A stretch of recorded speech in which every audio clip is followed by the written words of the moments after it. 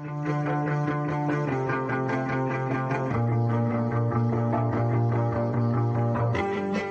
agradecer você que acessou o nosso canal no YouTube. Eu sou o pastor Celso Santos Fernandes. Você está no canal Celso S. Fernandes. Você é muito bem-vindo ao nosso canal. Vou pedir para que você venha compartilhar esse vídeo. Você venha dar o seu like para ajudar o canal e ativar o sininho das notificações. Eu vou estar trazendo uma palavra, o qual o título é A Armadura de Deus. Diz a palavra do Senhor aqui em Efésios, capítulo 6, versículo 10. Quanto mais, irmãos, sede fortalecido no Senhor e na força do seu poder, revestido de toda a armadura de Deus, para poder ficar firme contra as ciladas do diabo. Porque a nossa luta não é contra carne e sangue, e sim contra os principados e potestades, contra os dominadores desse mundo tenebroso, contra as forças espirituais do mal nas regiões celestes. Portanto, tomai toda a armadura de Deus, para que possais resistir no dia mau. E depois de ter vencido tudo, permanecei inabaláveis. Estais, pois, firmes, cingidos-vos com a verdade, vestivos com a couraça da justiça, calçar os pés com a preparação do evangelho da paz, embraçando sempre o escudo da fé, com o qual podeis apagar todos os dardos inflamados do maligno. Tomai também o capacete da salvação e a espada do Espírito, que é a palavra de Deus, com toda oração e súplica, orando em todo tempo no Espírito, e para isso vigiando com toda perseverança e súplica por todos os santos, e também por mim, para que me seja dado no abrir da minha boca a palavra, para que com intrepidez fazer conhecido o mistério do Evangelho, pelo que sou embaixador em cadeias, para que em Cristo eu seja ousado para falar como me convém fazer cumprir. Louvado seja o nome do Senhor. Aqui o apóstolo Paulo, usado pelo Espírito Santo, ele escreve essa carta à igreja de Éfeso. E aqui ele diz no versículo 10, sede fortalecido no Senhor e na força do seu poder. Como nós, irmãos, vamos nos fortalecer no Senhor e na força do seu poder? Buscando a Deus, irmão, em oração, em jejum, meditando na palavra de Deus, fortalecendo, irmão, o nosso espírito, revestido de toda a armadura de Deus, para poder ficar firme contra as ciladas do diabo. Então, irmão, nós temos que estar revestido com toda a armadura, né? Não adianta você estar com capacete, com a couraça, mas você está sem as botas. Não adianta você estar com capacete, a couraça, o escudo, mas está sem espada. A armadura, irmão, para enfrentar a batalha espiritual, ela tem que ser completa, né? Se você vai para uma guerra, você tem que estar preparado, né? Você tem que estar revestido. Você tem que estar com a sua armadura, né? Porque a nossa luta não é contra carne e sangue, sim contra os principados e potestades, contra os dominadores desse mundo tenebroso. Nós sabemos, né, irmão, que o inimigo ele está sempre arquitetando, né? A palavra diabo significa acusador. Ele é o nosso acusador, né? Louvado seja o nome do Senhor. O inimigo está sempre, irmão, procurando armar um laço para depois ter com que nos acusar diante de Deus, né? Para que a gente possa incorrer em alguma falta e até mesmo cair na condenação dele, né? Porque o adversário, ele foi um anjo, todos nós sabemos disso, ele caiu do céu. Ele trouxe essa rebelião para a terra. E a palavra diz que quando ele caiu, ele trouxe 1/3 dos anjos com ele, né? Que são os demônios, anjos caídos, né? E aqui Paulo, ele também dá uma classificação, né? Principados e potestades, né? Quanto às forças espirituais do mal nas regiões celestes. A palavra diz lá em Efésios capítulo 2, que Satanás ele é o príncipe da potestade do ar. Né? Onde que os demônios estão, irmão? Estão lá no espaço, estão lá nas trevas. E de lá eles atacam a humanidade, né?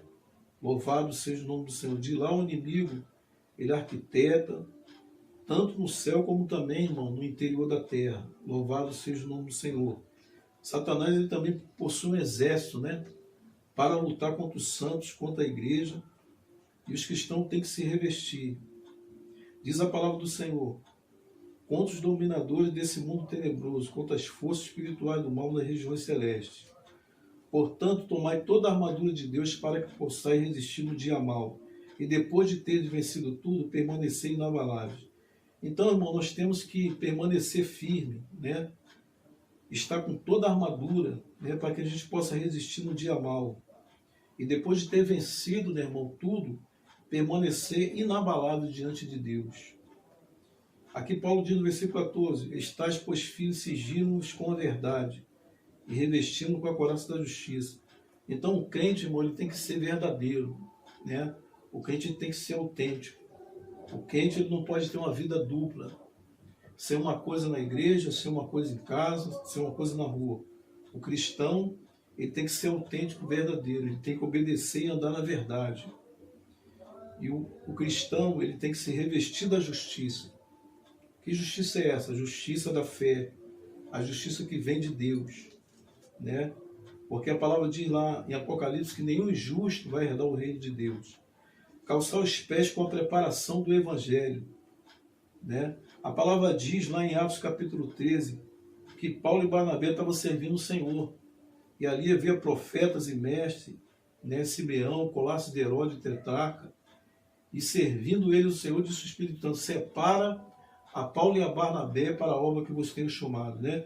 Deus tem um plano na nossa vida, irmão. Louvado seja o nome do Senhor. Mas nós temos que nos preparar para que quando o Senhor nos separar, nós possamos estar preparados para obedecer o Senhor e fazer a sua vontade, né? Louvado seja o nome do Senhor. Também temos o exemplo de Moisés. Moisés ele foi preparado, instruído toda a ciência do Egito, porque Deus tinha um plano na vida de Moisés. E Deus também tem um plano na sua vida. Mas o inimigo também, irmão, ele tem um plano, mas o plano do inimigo é para afastar você de Deus e te destruir. Diz assim: abraçando sempre o escudo da fé, o qual podeis apagar todos os dardos inflamados do maligno. João ele disse, irmão, que o que vence o mundo é a nossa fé, né? Porque aquele que crê em Deus, aquele que confia em Deus, lá no Salmo 125 a palavra diz que aqueles que confiam no Senhor são como um monte de Sião que não se abala, mas permanece firme para sempre, né? Glória a Deus, porque o nosso Deus é o nosso refúgio, a nossa fortaleza, socorro bem presente na hora da angústia. Também com o capacete da salvação e a espada do Espírito, que é a palavra de Deus. Lá em Tessalonicenses capítulo 5, versículo 8, tomai como capacete a esperança em Cristo, né? Quando nós, irmão, estamos com esse capacete, que é a esperança, porque a nossa esperança, irmão, não está nesse mundo. A nossa esperança está em Jesus Cristo, né? Quando Ele vier levar os seus santos, arrebatar a sua igreja. Então, quando nós, irmão, voltamos a nossa mente para Cristo, nós estamos o quê? Nos revestindo a nossa mente com um capacete, que é a esperança em Jesus Cristo. E a espada do Espírito, que é a palavra de Deus. Paulo, escrevendo a Timóteo, ele disse: procura apresentar-te a Deus como um obreiro aprovado, que maneja bem a palavra da verdade, né? A Bíblia, irmão, é a palavra do Espírito. Quando Satanás estava tentando Jesus lá no deserto, com que Jesus Cristo repreendeu Satanás, irmão? Com a palavra de Deus, né? Satanás disse: está escrito, aos teus anjos dará o teu respeito. E Jesus disse também para ele: também está escrito, não tentarás o Senhor teu Deus. Satanás disse: transforma essas pedras em pão. E Jesus ele disse: nem só de pão verá o homem, mas de toda a palavra que sai da boca de Deus. Então, irmão, a nossa mente, nós temos que estar, irmão, alicerçado sobre a palavra do Senhor, né? Jesus ele disse lá em Mateus 7,24, que aquele que ouve a palavra dele e pratica é comparado ao homem prudente que edificou a sua casa sobre a rocha. E aquele que ouve a palavra de Deus e não pratica é comparado ao homem prudente que edificou a sua casa sobre a areia. Aonde você tem edificado a sua vida espiritual? Sobre a palavra de Deus? Ou você tem edificado a sua vida espiritual sobre a areia? Que você possa refletir nessa palavra. Louvado seja o nome do Senhor. Aleluia, glória a Deus. Com toda oração e súplica, orando em todo tempo no Espírito, e para isto vigiando com toda perseverança e súplica por todos os santos. Louvado seja o nome do Senhor. Aqui fala, irmão, de oração. Oração é falar com Deus. Suplicar, irmão.